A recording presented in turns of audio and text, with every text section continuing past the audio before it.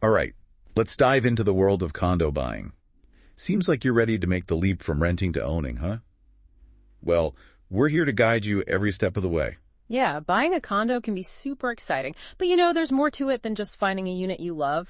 We'll cover all the bases from those HOA things to financial checks you might not even realize are important. Oh, I'm already hooked. So first off, let's break down this whole condo concept. What exactly makes it different from owning, a regular house? Okay, so imagine a building, right? And it's sliced up into separate units. You own your specific unit, but you also share ownership of the common areas, like the hallways, the gym, maybe a rooftop patio, basically. Anything outside your front door, you share ownership with your neighbors. Okay, I get it. So like owning a slice of a bigger pie, Yep. right? But who's in charge of all those shared spaces?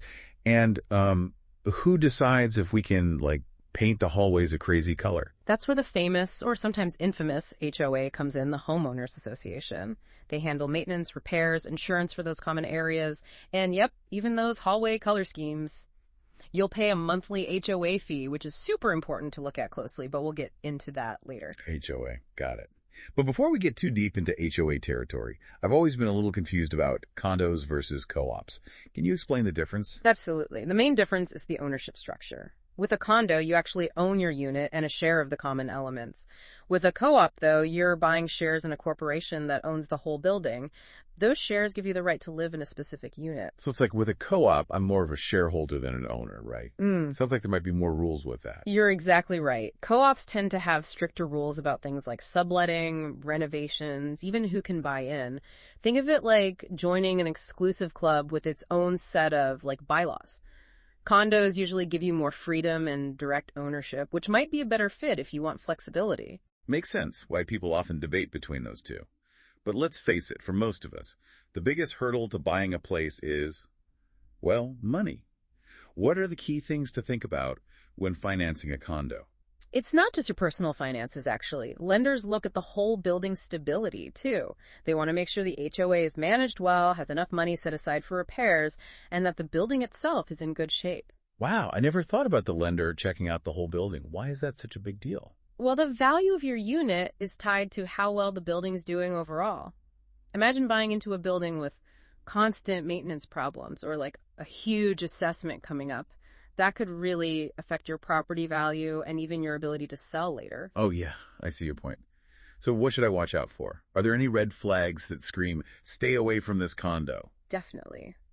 Keep an eye out for things like frequent special assessments, lawsuits against the HOA, or signs of neglected maintenance. These could be clues that the HOA isn't managing things well, or that there are hidden problems that could cost you a lot down the line. Got it. Avoiding those money traps is definitely important. But before we dive deeper into due diligence, can you share any fun condo facts to lighten things up a bit? Sure. Did you know the idea of shared ownership actually goes way back, to ancient Rome? They had these buildings called insulae, which were basically like apartment buildings where people own their own units. Wow, condo living has been around that long. That's fascinating.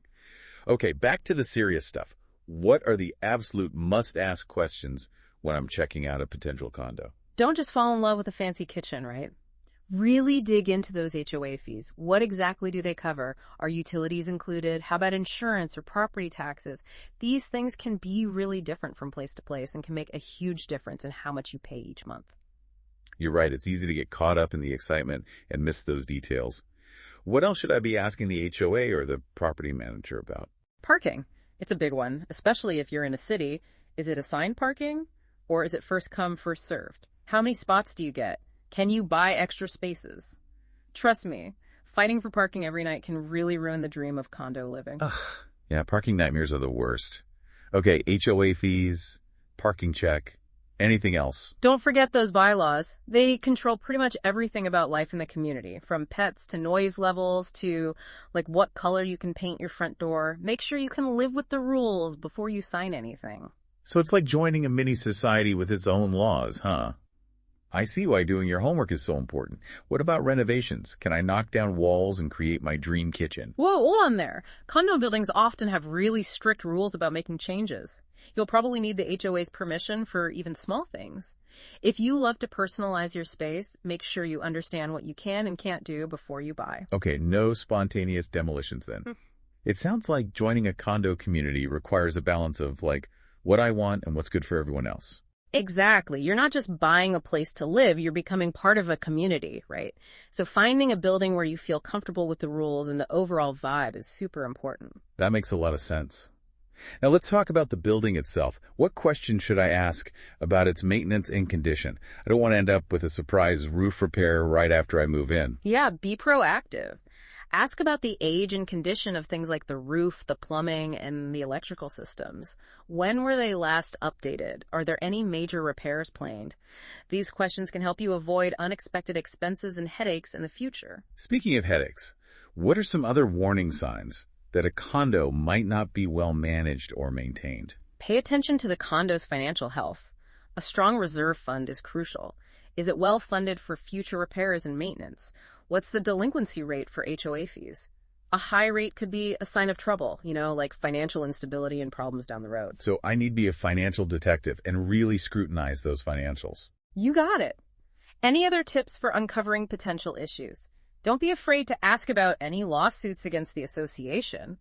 Those could be signs of bigger problems like construction defects or mismanagement, things that could affect your enjoyment and even the property's value. Okay, it's not just about falling in love with the unit, but making sure the whole building is solid. So much to think about. But before we move on to insurance, got any more fun facts? Need a little break from all this serious stuff? Oh yeah. Did you know the world's biggest residential building is actually a condo? It's called The First in Dubai, and it has over 1,000 units. Whoa, that's mind-blowing. Okay, back to the practical stuff. Insurance. Not the most exciting topic, but super important. What do I need to know about insuring a condo? It works a little differently than with a house. There's a master policy covering the building's exterior and common areas, but you'll also need an HR6 policy to cover the inside of your unit, your belongings, and liability inside your space. So, two kinds of insurance. Master policy for the building and HO6 for my own space. Got it. What if I'm buying a condo as an investment property? Anything special about insurance for rentals? Yep. Condo communities often have rules about renting and subletting. Some might limit lease lengths or how many units can be rented. You definitely want to understand those rules if you're thinking about renting out your condo. That makes sense. Wouldn't want to invest in a property and then find out I can't rent it. Speaking of investments, what about mortgages? Any tips for finding the right loan for a condo? Yeah, getting pre-qualified before you start seriously looking is really smart. That way, you'll have a clear budget and can narrow your search. Also, finding a lender who really knows condo financing is key. Any recommendations for a lender who fits the bill?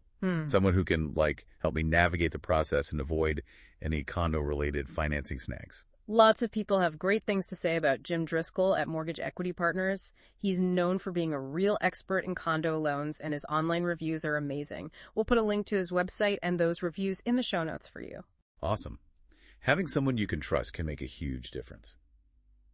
Okay, back to investment properties. Are there any differences in loans for buying a condo to live in versus buying one to rent out? Yeah. Lenders might have stricter requirements for loans on condos that are mainly rentals compared to owner-occupied ones. They might ask for a bigger down payment or charge a slightly higher interest rate. They see rentals as a bit riskier, Wow, it's incredible how many things you got to think about when buying a condo. This deep dive is really eye-opening. I had no idea there was so much more to it than just picking a unit I like. Yeah, buying a condo is a big decision with long-term effects. But if you plan carefully, do your research, and get the right advice, it can be an awesome investment and a great way to enjoy owning your own place. This has been super helpful. We've covered a ton of ground in this first part of our condo deep dive, but there's still more to explore. Stay tuned for part 2, where we'll get into condo insurance, renting and subletting, and uncover even more tips to help you navigate this exciting journey. Welcome back to our condo buying deep dive. We're picking up right where we left off, getting you all the info you need to navigate this whole process, right? Absolutely. Last time, we started talking about condo insurance, which, isn't quite the same as insuring a house. Yeah, we touched on the master policy for the building and the HO6 for my individual unit. But can we go deeper? What exactly does that master policy cover, and are there things it doesn't cover that I should know about? You're asking all the right questions. So the master policy usually covers, the building structure, common areas, and the outside stuff. But how much it actually covers can be really different from one policy to another. Some might include those original fixtures in your unit, while others might only cover the basic walls, floors, and ceilings. Got it. So I can't assume it covers everything, right? That's where my HO6 comes in. Exactly. That's what fills in the gaps. It protects your own stuff, any upgrades you make, and it even gives you liability coverage if someone gets hurt inside your condo. Okay, so even with that master policy, my HO6 is key for making sure I'm fully covered, like an extra layer of protection, right? Think of it this way. The master policy is like the foundation, and your HO6 is the walls and roof, completing the whole structure of your coverage. Ooh, I like that analogy. Yeah. Okay, so let's switch gears a bit and talk renting and subletting. I know some condo communities have rules about this. Why is that? Well, there are a few reasons why HOAs might want to limit rentals. One big thing is keeping a sense of community and stability in the building. Lots of renters coming and going can sometimes mean fewer owners are involved, and the atmosphere is not as cohesive, you know? I see. So it's about preserving the character of the building and making sure it's a good place to live for the long term. Yeah, exactly. Another reason is financial. Lenders often see buildings with a lot of renters as riskier investments. This can make it harder for owners to get financing or even drive up interest rates. So HOAs might put limits on rentals to keep a good balance between owners and renters, protecting everyone's financial interest. That's interesting. It's all about balance, huh? Definitely. Some associations might also have rules about the shortest lease you can have or make renters go through a screening process. It really varies a lot, so do your research and make sure you understand those rules before you buy. Okay, let's say I've found a condo I'm in love with, I've done my research, and I'm ready to make an offer. Any tips on negotiating a good deal? Is it like negotiating for a house? Well, it can be a little different with a condo. The basic ideas are the same, but there are condo-specific things to think about, like how healthy the HOA's finances are can actually affect your negotiating power. So if the building has red flags, like a low reserve fund or lawsuits, I might have more leverage to get a lower price. Yeah. You can use those things to justify a lower offer.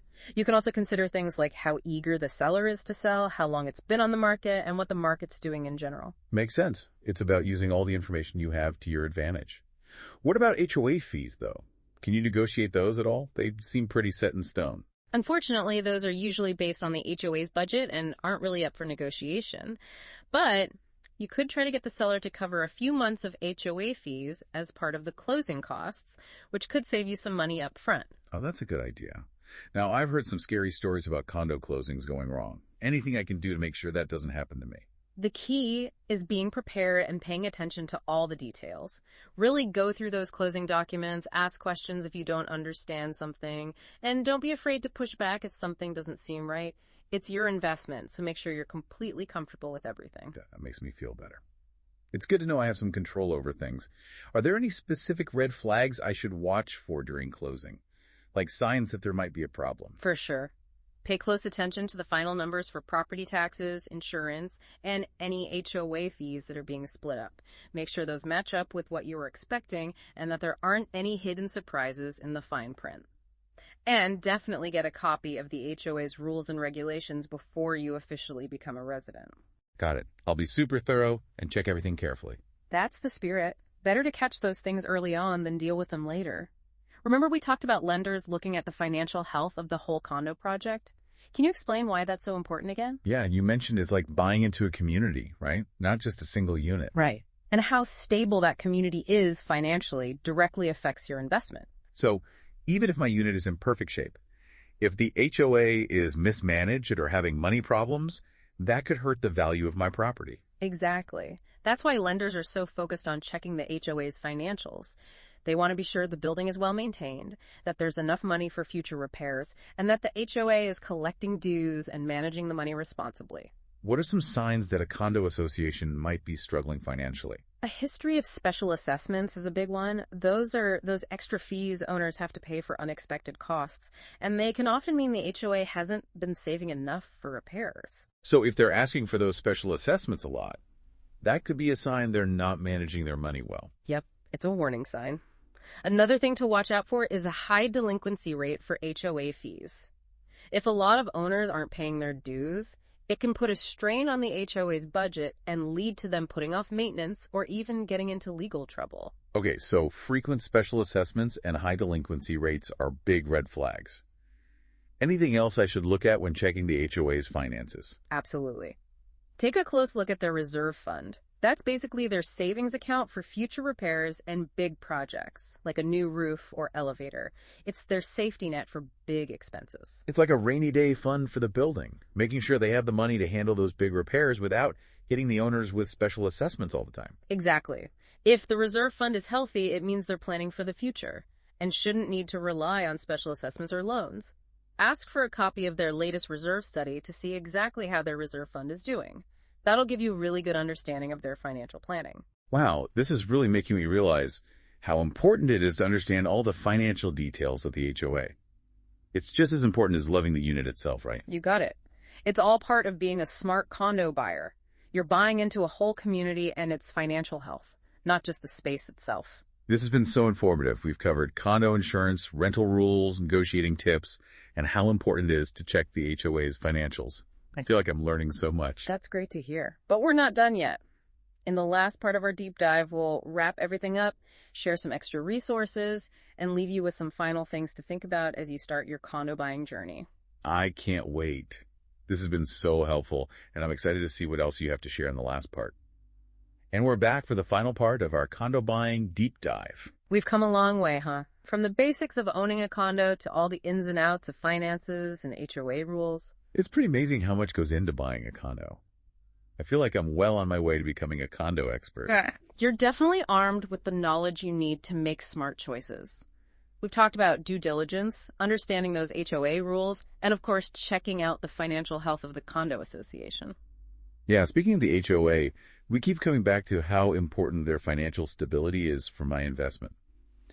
Besides looking at the reserve study and watching out for those special assessments, are there any other resources I can use to really understand how they're doing financially?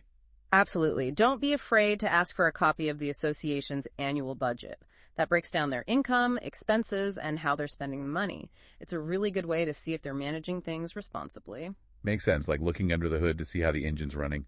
Anything specific I should be looking for in the budget, like signs of good management or red flags? Definitely check how much they're putting into the reserve fund. Are they contributing enough to cover future repairs and maintenance? A healthy reserve fund is really important for long-term stability. Also, look for any big jumps in expenses. That could be a sign of potential problems. If their expenses are always increasing faster than their income, that's a red flag. Okay, so budget checklist, Yeah, good reserve fund contributions, and keep an eye on those expenses. got it. Any other documents or resources that could give me insights into how the HOA operates? You bet. Another great resource is the HOA meeting minutes. Those can give you a peek into how the HOA works, how they deal with resident concerns, and any issues or projects they're dealing with. So it's like seeing how the HOA makes decisions and how they communicate with the residents. Exactly. You can usually get those minutes from the HOA or the property management company. Don't be shy about asking. The more information you have, the better. Great advice. Now, let's shift gears a bit and talk about lifestyle. Buying a condo isn't just about the numbers and legalities, right? It's about finding a place that matches your personality, how social you are, your overall lifestyle. You hit the nail on the head. Condo living comes in so many different flavors. It's all about finding the community that fits you. For example, let's say I'm someone who loves being around people, loves a lively community. What should I look for in a condo building? Any features or amenities that suggest a more social atmosphere? Keep an eye out for buildings with active social committees or regular resident events, things like holiday parties, movie nights, or even fitness classes. Shared amenities like a rooftop deck, pool, or fitness center can also help build that sense of community and give you chances to meet your neighbors. Yeah, I could see how those shared spaces would encourage people to interact. But what if I'm more of an introvert? Are there condo options that are more low-key and quiet? Definitely. You might prefer a smaller, quieter building or a unit that's away from high-traffic areas like the elevator or trash chute. Things like good soundproofing, private balconies, or higher floor units can offer more privacy and peace. So it's really about finding the right balance between your living space and your personality, how you like to live your life. Exactly. Don't forget about the neighborhood, too. Is it walkable? Are there parks nearby? What about restaurants, shops, and entertainment?